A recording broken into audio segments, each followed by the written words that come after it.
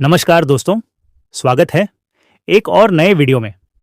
दोस्तों, ज़रा सोचिए, आपने पूरी ज़िंदगी मेहनत की, अपने बच्चों को पढ़ाया, लिखाया, टैक्स भरा, घर, परिवार संभाला और जब बुढ़ापे में आपको सबसे ज़्यादा सहारे की ज़रूरत है, तो सरकार आपको कहती है कि लो, यह 1,000 रुपये महीने में गुजारा कर लो। दोस्तों, क्या यह सही है? यही सवाल आज देश भर के लाखों करोड़ों बुजुर्ग, विधवा महिलाएं और दिव्यांग भाई बहन पूछ रहे हैं। सरकार ने इन सभी लिए पेंशन योजना बनाई है, लेकिन हर राज्य ने अपने हिसाब से राशि तय की। देश के सभी राज्यों में पेंशन राशि अलग-अलग है। कहीं 400 रुपए है, तो कहीं 1,000 रुपए है, तो वहीं कहीं 500 रुपए है। दोस्तों, जरा सोच कर देखिए, इतने पैसों में आजकल किसी का बिजली का बिल भी मुश्किल से भरता है। सवाल यही उठता है कि क्या इतने पैसों में सम्मानजनक जिंदगी जीना संभव है? क्या कोई भी व्यक्ति अपना खुशहाल जीवन इतने रुपयों में व्यतीत कर सकता है? जवाब साफ है, नहीं। लेकिन दोस्तों, अब तस्वीर बदलने जा रही है। जी हाँ, सरकार की तरफ से बड़ा कदम उठाया जा रहा है। पेंशन की रकम अब 3,000 रुपये प्रतिमाह तक पहुंचाई जाएगी। दोस्तों, सोचिए, अगर महीने में 3,000 भी रुपए मिले, तो बुजुर्ग कम से कम दवाई, खाने पीने और छोटे मोटे खर्च के लिए किसी पर निर्भर नहीं रहेंगे। दोस्तों, अगर आप ध्यान से देखेंगे तो देश का हरियाणा राज्य इसका सबसे अच्छा उदाहरण है। वहां बुजुर्गों को 3,000 रुपए मिलते हैं, जिसे हाल ही में बढ़ाकर 3,250 रुपए कर दिया गया है। दोस्तों, यानी रोजाना 100 रुपए की ताकत मिलती है, जिससे दवाई, सब्जी, दूध जैसी जरूरी चीजों का खर्च आराम से पूरा हो सकता है। दोस्तों, यही कारण है कि बाकी राज्यों पर दबाव बढ़ रहा है कि वे भी अपने नागरिकों के लिए यही कदम उठाएं। दोस्तों, अब सवाल यह है कि आपके राज्य में पेंशन कितनी है? दिल्ली वालों को 2,500 रुपए मिलते हैं, वहीं बिहार राज्य में पहले 400 रुपए मिलते थे, जिसे अब 1,000 रुपए किया गया है।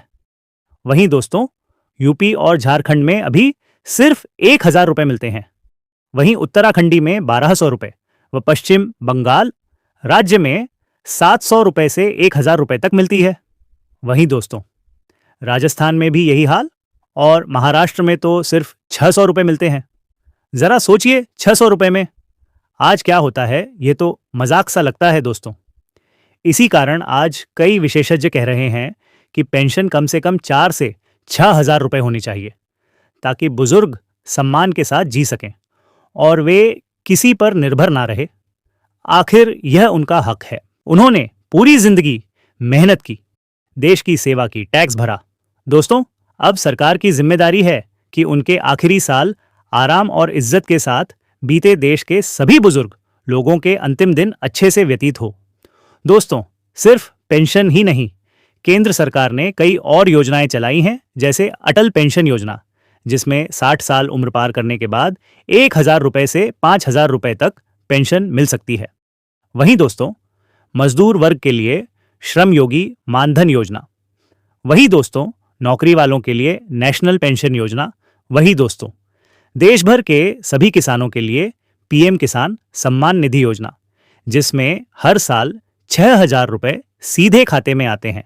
वहीं दोस्तों, स्वास्थ्य की चिंता दूर करने के लिए आयुष्मान भारत योजना है, जिसमें 5 लाख रुपए तक का इलाज मुफ्त है। वहीं दोस्तों, बेटियों के सुरक्षित भविष्य के लिए सुकन्या समृद्धि योजना है। लेकिन क्या इनकी जानकारी हर गांव और हर घर तक पहुंचती है? सच यही है कि नहीं। दोस्तों, चुनाव के वक्त नेता हर घर घर जाते हैं, लेकिन जब योजना समझाने की बात आती है तो कोई नहीं आता। दोस्तों, यही कारण है कि आधे से ज्यादा लोग इनका लाभ नहीं ले पाते। अब सोचिए, अगर सही जानकारी सब तक पहुंचे तो कितने बुजुर्ग, कितनी विधवाएं और दिव्यांग भाई बहन इसका फायदा उठा सकेंगे। यही वह बात है जिसे हमें मिलकर आगे बढ़ाना होगा। दोस्तों, अब जिम्मेदारी सरकार की है कि बाकी राज्य भी हरियाणा की तरह कदम उठाएं और पेंशन राशि कम से कम 3,000 रुपए करें।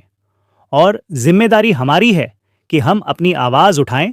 तो आपसे गुजारिश है कि नीचे कमेंट में बताएं, आपके राज्य में बुजुर्ग, विधवा और दिव्यांगों को अब भी कितनी पेंशन मिल रही है। दोस्तों, अगर से आप चाहते हैं कि हम किसी खास योजना पर पूरा वीडियो बनाएं, तो उसका नाम भी लिखें और चैनल को सब्सक्राइब करना और नोटिफिकेशन ऑन करना मत भूलिए ताकि आगे आने वाले बड़े अपडेट आपसे छूट ना जाए। दोस्तों, अब एक पल को ठहर कर सोचिए, क्या सिर्फ 3,000 रुपये पर्याप्त है? दवाई, इलाज, कपड़े, खाने का खर्च सब जोड़ लें तो हर महीने कम से कम 4 से 6,000 रुपये की जरूरत होती है। दोस्तों, कई सामाजिक संगठनों और जानकारों का मानना है कि पेंशन को और बढ़ाया जाना चाहिए, क्योंकि जब पेट भरने और दवाई खरीदने की चिंता हर महीने बनी रहती है तो बुजुर्ग कैसे सुकून से जी पाएंगे। यह सिर्फ पैसों का सवाल नहीं है, यह इज्जत और आत्मनिर्भरता का सवाल है। दोस्तों, जब हाथ में पर्याप्त पैसा होता है तो किसी पर बोझ नहीं बनना पड़ता। दोस्तों, बोझ शब्द बुजुर्गों के लिए सबसे बड़ा अपमान है। हमें यह सोच बदलनी होगी कि बुजुर्ग अब किसी काम के नहीं है, क्योंकि असली काम तो वही कर गए जिनकी मेहनत से आज हम खड़े हैं। दोस्तों, अब वक्त है कि सरकार और समाज दोनों मिलकर उन्हें वह सहारा दे जिसके वे हकदार हैं। यहाँ एक सवाल उठता है कि क्या पेंशन योजना का लाभ हर जरूरतमंद तक पहुंच रहा है? जवाब है नहीं। इसका कारण जानकारी की कमी। दोस्तों, आज भी देश के कई गांव कस्बों में हजारों ऐसे बुजुर्ग हैं जिन्हें पता ही नहीं कि उनके नाम पर योजना चल रही है। कितनी अजीब बात है कि वोट मांगने हर कोई दरवाजे तक पहुंचता है, लेकिन योजना समझाने कोई नहीं आता। दोस्तों, अगर से हम सब मिलकर इस जानकारी को फैलाएं, एक दूसरे को बताएं तो तस्वीर बदल सकती है। दोस्तों, केंद्र सरकार, भारत सरकार ने अटल पेंशन योजना, श्रम योगी मानधन योजना, एनपीएस योजना जैसी कई योजनाएं बनाई हैं, लेकिन अगर जानकारी ही नहीं तो फायदा कैसे मिलेगा? सोचिए, अगर हर जरूरतमंद को इन योजनाओं का लाभ मिलना शुरू हो जाए तो कितनों की जिंदगी आसान हो सकती है और कितने असहाय लोग अच्छा जीवन व्यतीत कर सकते हैं। और दोस्तों, बुजुर्गों के लिए पेंशन का सवाल केवल आर्थिक मदद तक सीमित नहीं है, यह सम्मान का प्रतीक है। जब हर महीने समय पर पैसा खाते में आता है तो बुजुर्गों के चेहरे पर संतोष दिखाई देता है। एक अलग ही मुस्कान उनके चेहरे पर चमकती है और यही संतोष उन्हें जीने की ताकत देता है। दोस्तों, अब वक्त आ गया है कि देश के बाकी राज्य भी हरियाणा राज्य का मॉडल अपनाएं। सिर्फ 1,000 रुपये या 1,500 रुपये देकर औपचारिकता पूरी करना बंद करना होगा। दोस्तों, लोगों को जीने लायक पेंशन मिलनी चाहिए, जिम्मेदारी हमारी भी है। हमें इस मुद्दे पर लगातार सवाल उठाना होगा। दोस्तों, क्या आप अपने माता पिता या दादा दादी को केवल 1,000 रुपये देकर संतुष्ट कर पाएंगे? अगर नहीं तो राज्य सरकारों को भी यह समझना चाहिए। दोस्तों, आप सभी से एक छोटी सी अपील है कि कमेंट में बताएं आपके राज्य में बुजुर्गों, विधवाओं और दिव्यांगों को कितनी पेंशन दी जा रही है। योजनाओं का असली फायदा तभी मिलेगा जब हर पात्र व्यक्ति तक यह पहुंचे। इसलिए हमें जागरूक रहना होगा और दूसरों को जागरूक करना होगा। दोस्तों, अगर से आपके आसपास कोई बुजुर्ग, विधवा या दिव्यांग है जिसे योजना की जानकारी नहीं मिली है तो उसे बताइए, समझाइए और कागज तैयार कराइए। बदलाव की शुरुआत यहीं से होगी। दोस्तों, याद रखें, बुजुर्गों के चेहरे पर मुस्कान सिर्फ 3,000 रुपये या 5,000 रुपये से नहीं आती, बल्कि उस भरोसे से आती है कि सरकार और समाज दोनों उनके साथ खड़े हैं। यही भरोसा सबसे बड़ी ताकत है।